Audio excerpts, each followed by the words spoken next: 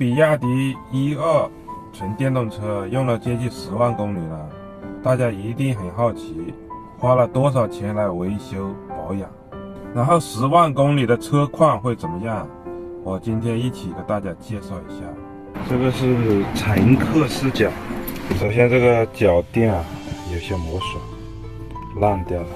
后排的空间其实还挺大，这些地方可能有一点点沾灰。这个是硬塑料，也没有变色。这个把手功能正常，这个方向盘有些磨损，这些把手啊，这个按键都没有掉漆。门把手是很容易磨损的一个东西啊，但是还是跟新的一样。这外观有一点点刮花，仪表台以前有一点异响的，因为我放在一个纸巾盒在上面压着，我拿走之后就没有。后备箱有一点点刮花，放行李的时候磕磕碰碰的。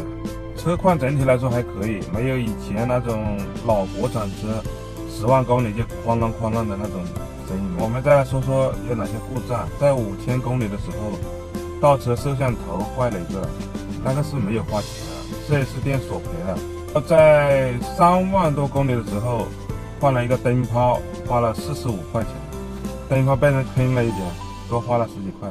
因为在4万多公里的时候又换了一个，花了30多块钱。那我自己又换了一次灯泡，我自己换的，只花了10块。2个4框灯，我换了 LED 的，也是10块。8万多公里的时候换了轮胎，然后就是保养了。买车的时候送了我3次保养，6万公里才出钱保养，换了齿轮油加保养，好像花了380块。8万多公里的时候就保养，就换了刹车油，花了210块钱。维修保养的总费用是1145块钱，快10万公里的车就花了那么多钱。这个通病的话就是这个灯泡容易烧啊，因为我是舒适版的吧，是一个普通的卤素灯泡，不是 LED 的。如果开夜班的话，我估计2万公里就换灯泡了。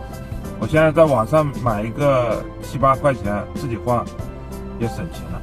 那空调格也是一样，我在网上买了30块钱买2个，在4S店换的话就要60块钱一个，1145块钱。如果再加上充电的费用，满打满算1毛钱1公里，绝对足够。如果有慢充，那更便宜。其实这个故障非常少啊，因为电动汽车没什么可坏的，不像油车那么多零件。今天就分享这里吧，我是大熊，拜拜。